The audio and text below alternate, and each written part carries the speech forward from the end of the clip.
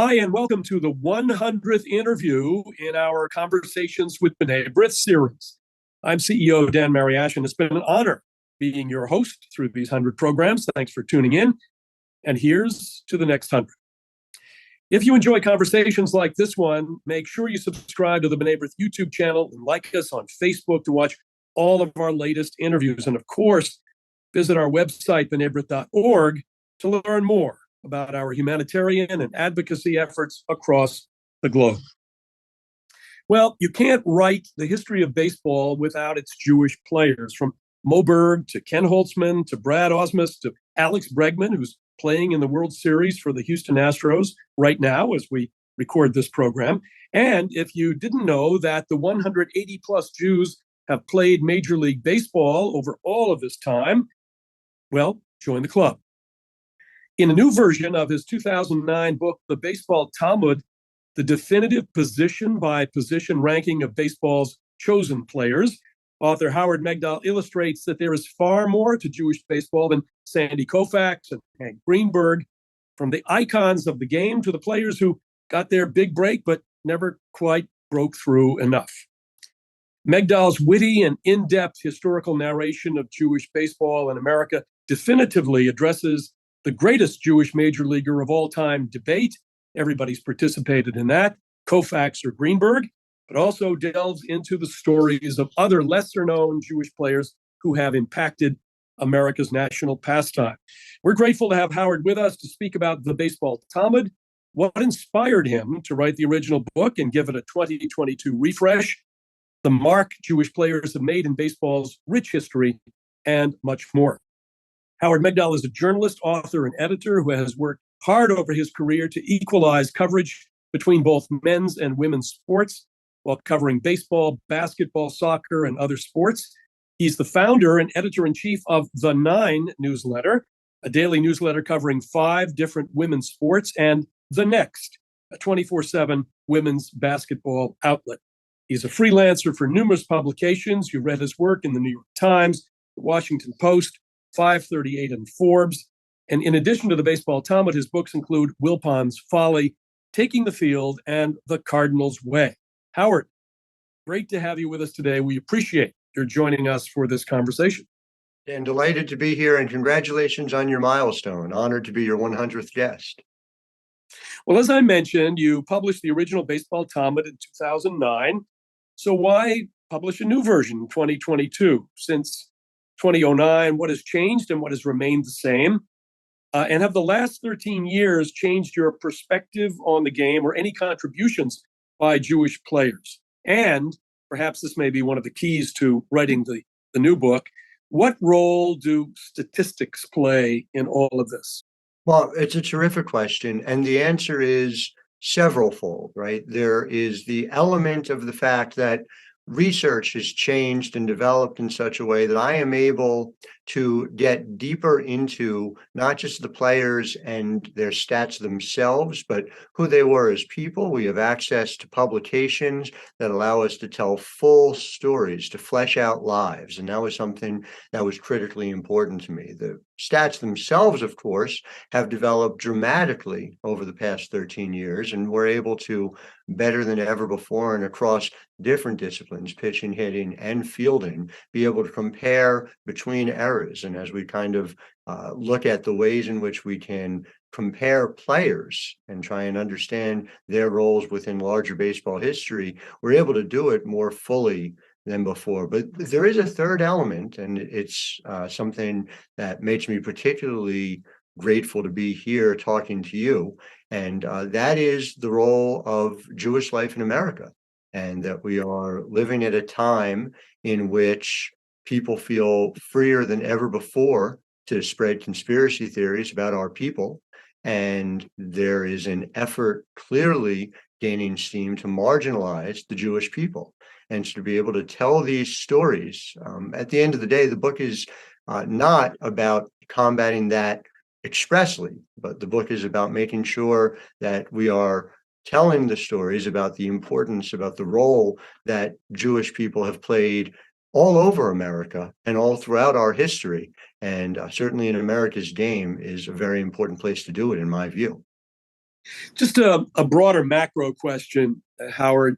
Um, Maybe we didn't realize at the time, at least some of us who are older, who started being baseball fans back in the late 50s, early 60s. Maybe we weren't aware that there were other Jewish players, but it seems to me that, and correct me if I'm wrong, that over the last not only the 13 years, let's say between the two editions of your book, but let's take the 21st century, that we see more Jewish ball players, for example, playing college baseball, and entering into the minor leagues. Not everybody, of course, working their way all the way up, but there seem to be more folks that are from our community that are playing.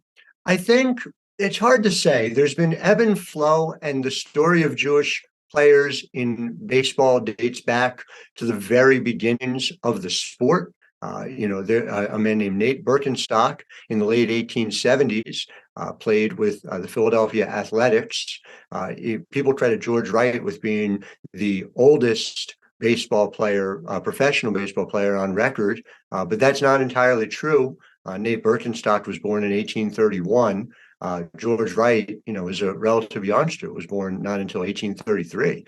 And so, there has always been a Jewish presence in baseball. I do think very clearly Jews in baseball are thriving now. My favorite moment in the 2021 World Series was when Max Fried pitched a ball to Alex Bregman that was hit into the glove of outfielder Jock Peterson, having an entirely Jewish play in the World Series. But as you mentioned, of course, Bregman is back in the World Series.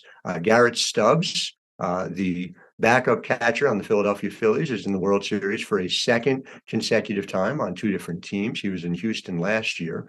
And so we are clearly seeing the fact that as much as ever, if not more than ever, but certainly as much as ever, there is a significant Jewish presence here in Major League Baseball today. Well, let's go back to the book. You take on several questions and issues that Jewish fans have long wondered about. Tell us about some of these issues that you cover. Well, when you talk about the initial inspiration for writing the book, it reminds me of this moment that I think of to this day.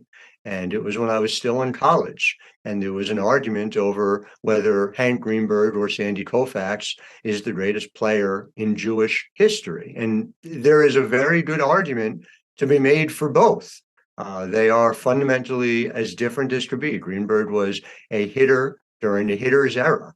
Koufax was a pitcher during the pitcher's era. The way in which they accumulated their value was remarkably different. And yet you look, and if you use something like wins above replacement, which is one such example of a way to collect total value throughout a career, they're virtually identical, right there along with Lou Boudreau, who is not a Jewish player, talked about as much for a lot of reasons, quite frankly. And so that argument between members of my intramural softball team led to my center fielder, who was a product of Los Angeles in the 1960s and thus a Sandy Koufax acolyte, to storm out of the car and quit our team.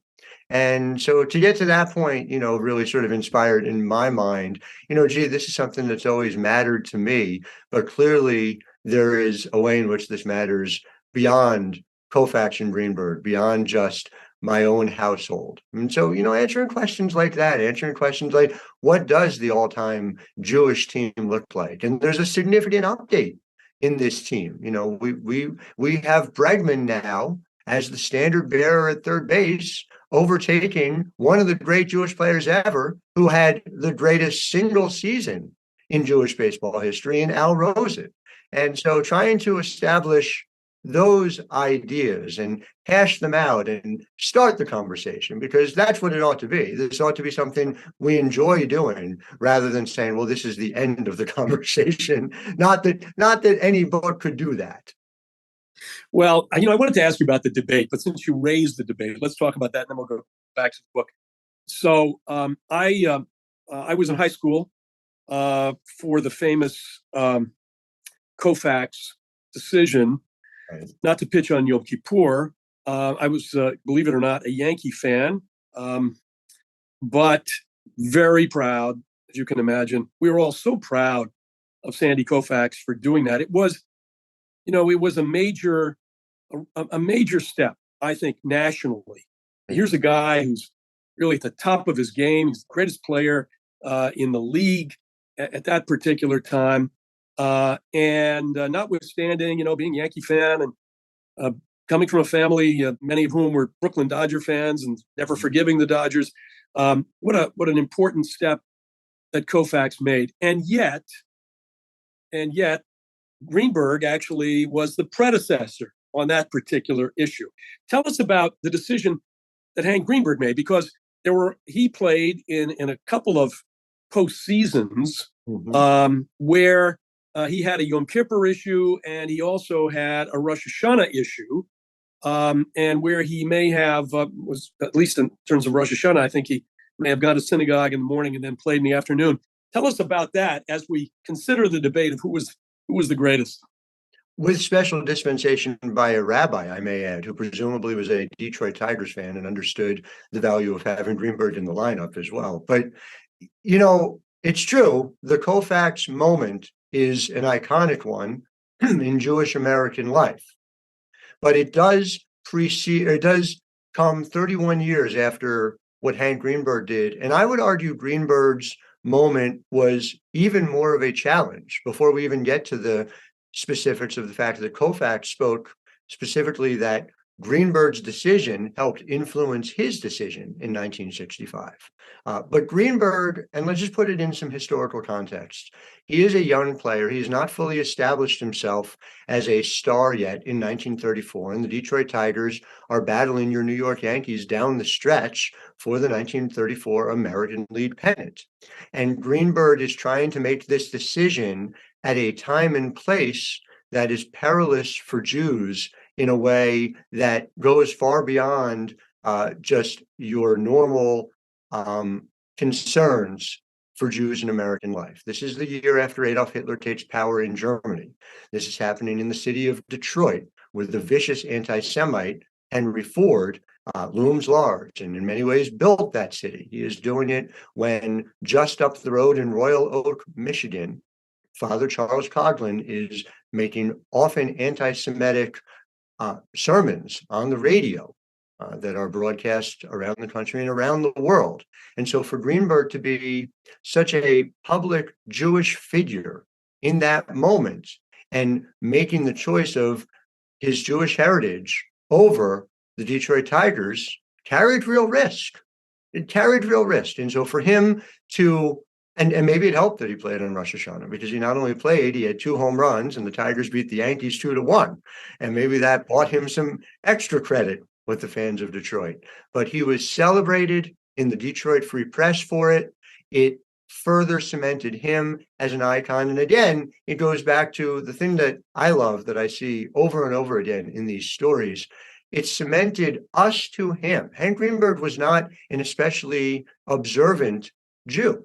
But Hank Greenberg understood and came to understand more and more as his career went on the value that the Jewish people held him in as a result of being a figure for us. And so Greenberg, by the end of the 1930s, came to say that he felt every time he hit a home run, he was hitting a home run against Hitler. And that's so significant to me about the way in which that played a part, not just in Greenberg's relationship with the fans, but the fans' relationship with Greenberg. Yeah, and there was one other very important point that followed on, not necessarily relating to holidays, and that was Hank Greenberg's enlisting. I think he enlisted in the Army. Of course, like so many other great athletes, and that's what you did. World War II was there, and you went in to win that fight. But I know that much was made about the fact that he enlisted, which was very important also symbolically. And you're right. Years later, there was a different world at the time of Sandy Koufax. But my take is that because we had television and word spread that the symbolism, the importance of Koufax's sitting out that game was extremely important in terms of sending a message. So I think let's move on, but before we leave the debate, shall we call it a tie, at least for now, in terms of who was the greatest? So that's how I feel about it. They were both great in their time. Now, you talked about Father Coughlin, Henry Ford, the environment around Hank Greenberg. What about players experiencing anti-Semitism on the field? I mean, we've seen, of course, relatively recently, the film 42, which about Jackie Robinson and what was going on out of those dugouts and out of the stands. What about not only Hank Greenberg but others at the time? What were they experiencing in terms of their teammates? What was coming out of the dugouts, stands? What did they have to face? It varied tremendously, and again, we run into the specifically pernicious part of anti-Semitism is so much of the time it is cloaked in other things. It is given plausible deniability, and it is very difficult to establish definitively. I'll give you an example. The third baseman, Cy Block, was under the impression that Charlie Grimm, the Cubs manager, did not value him because he was Jewish. And that is very possible. And I don't, Cy Block is long gone, as is his manager, Charlie Grimm, and it is impossible to be able to go back and ask that question. But he played behind a player named Stan Hack, a terrific third baseman, and it is understandable from a baseball perspective why Stan Hack held on to that job rather than Cy Block. There are, however, examples like Norm Miller, who was a tremendous outfielder with the Houston Astros. And Norm Miller, in the midst of a breakout year in the late 1960s, was inexplicably benched for about a month and a half by his manager at the time, Harry Walker. Norm Miller, later on, was told by a member of the Houston Astros executives at the time that Walker told him, I'm not going to let a Jew be a star on my team. And we can line up the numbers and we can look and see the way in which he was sidelined at the time he was helping his team and come to a pretty definitive conclusion about anti-Semitism that he faced. And so again, even just to go back to the Koufax point that you made, it isn't as if Sandy Koufax did what he did at a time where we were free of prejudice in America any more than Hank Greenberg's time was, any more than it is here in 2022.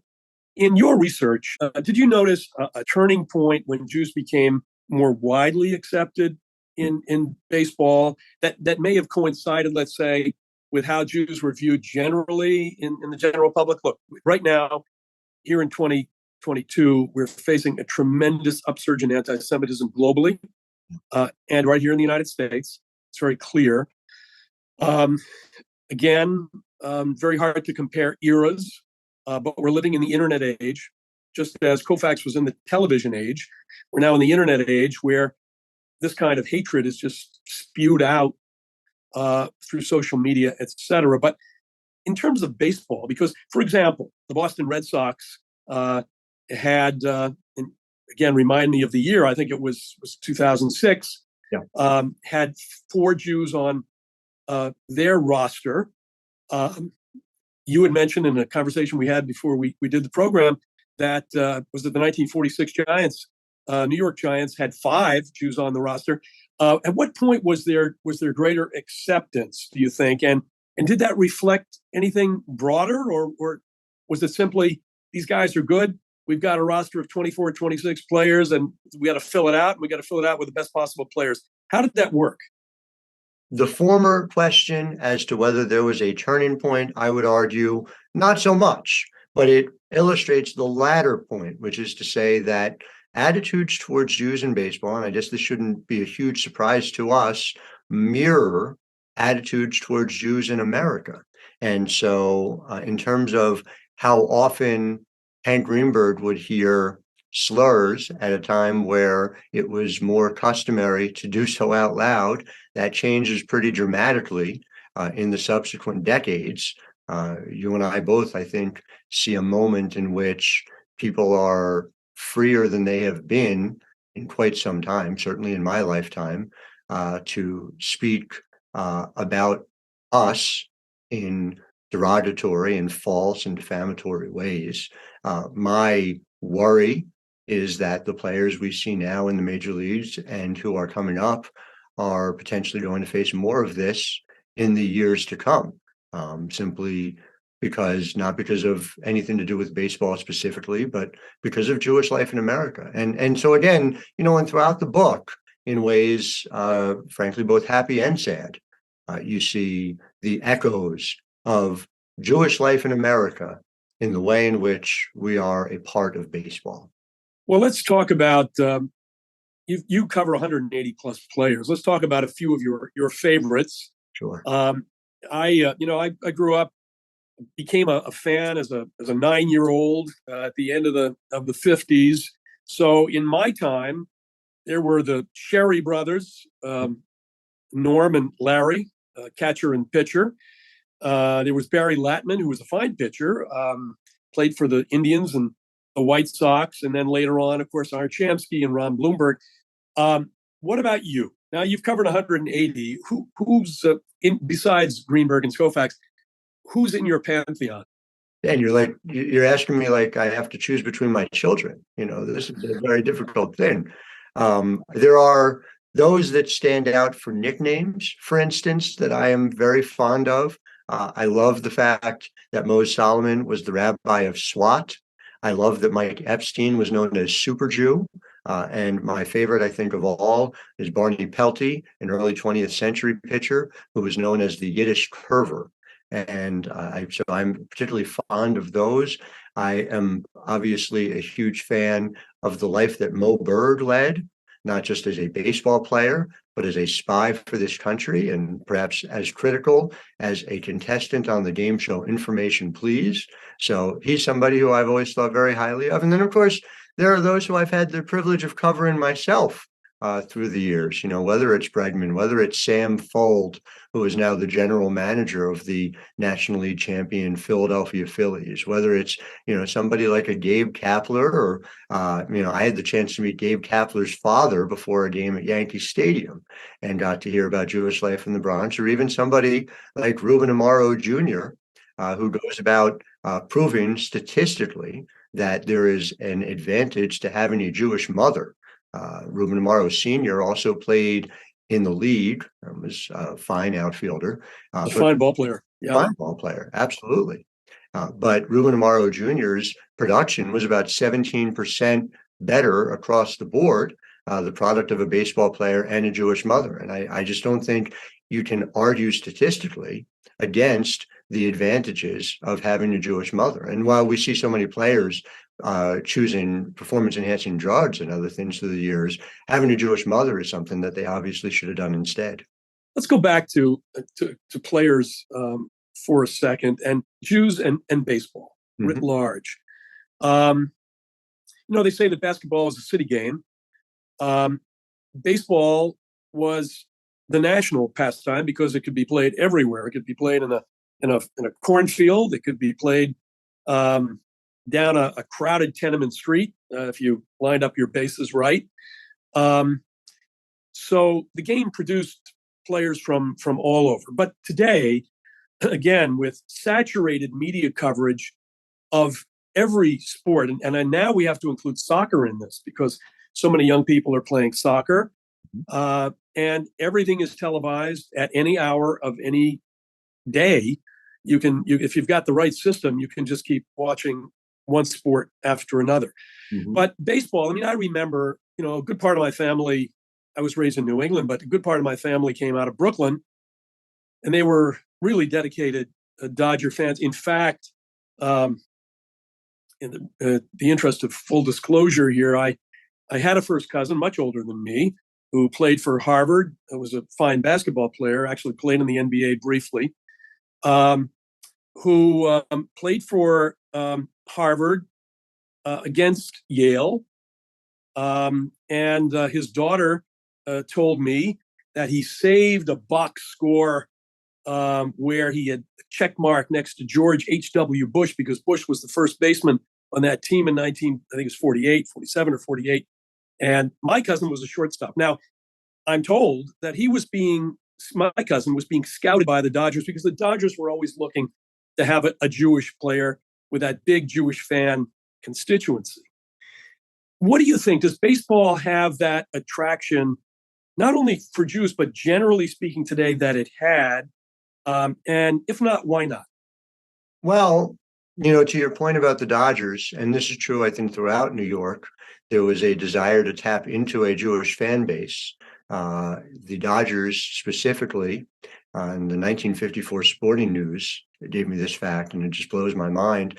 50% of their season ticket holders were Jewish in 1954.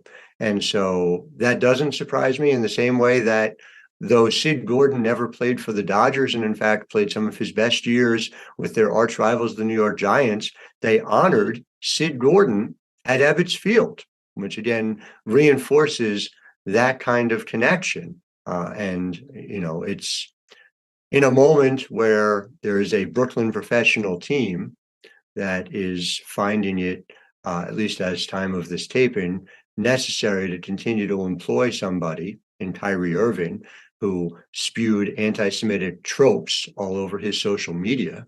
It is a delightful thing to consider that there was a time when a Brooklyn professional team knew how to properly honor its Jewish fans. But be that as it may, we'll leave that aside for another day. The fact that baseball is trying to figure out what it is and how it can appeal to fans is a story essentially as old as baseball itself. And we have seen for the last century and a half, people declare that baseball is dead. We've seen baseball evolve. There are those who would argue that baseball needed to be at a very specific frozen moment in time, and that was true baseball, and anything that came before or since was not. I think that is problematic in much the same way that argument is problematic when people try to freeze frame a moment in American life. But again, to tie it back to Jews in baseball, Theo Epstein has a very specific set of targets, which is to say to increase the amount of balls in play, to increase the amount of fan interaction and to decrease the amount of dead time between the action with Major League Baseball. He has a job in the commissioner's office. And so we're seeing a number of rule changes, among them in 2023, a pitch clock, which I experienced watching minor league games this past year. And I can tell you, it in no way changes the feeling of baseball as this pastoral experience. All it does is chop a half hour off and make things feel like the way games were when I was growing up in the 1980s. So at the risk of saying that baseball was better then, I do feel good about that particular rule change. I want to go back for a minute. Actually, let's talk about Theo Epstein because you mentioned him. Then I want to close with another question about something that you just raised. So Theo Epstein, we've talked about Jews in baseball, Jews on the field, even Jewish managers, because Gabe Kapler, and have there been others? I think. Oh, sure. And Norm Sherry, for instance, among Norm Sherry, of course. But I want to ask you about the front office because it seems now that there is a growing number of Jews who are sitting in front office positions as general managers, presidents of clubs. Tell us about that. I mean, it is throughout the sport, even with David Stearns stepping down as president of baseball operations of the Milwaukee Brewers this week. There are many, fold among them. Theo Epstein, of course, significant. And Theo Epstein, of course, in my mind, is an easy Hall of Famer, somebody who managed to, and if you're a Yankees fan, I'll apologize about this in advance, but having ended the 86-year drought in Boston in 2004, vanquishing the Yankees in the process, overcoming a 3-0 deficit, which no one had ever done, and then going over to Chicago and doing the same thing with the Chicago Cubs and in a 108-year drought.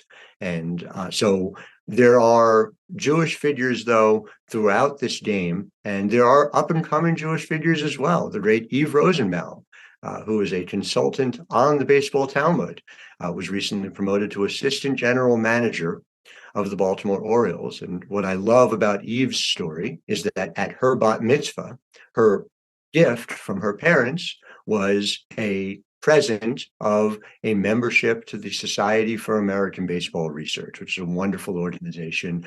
And so again, that tie-in, I think, was perfect. But in a lot of ways, she was born and raised to be the general manager I believe she will be someday, as we see again more women in front office roles as well. That's great. Two more questions.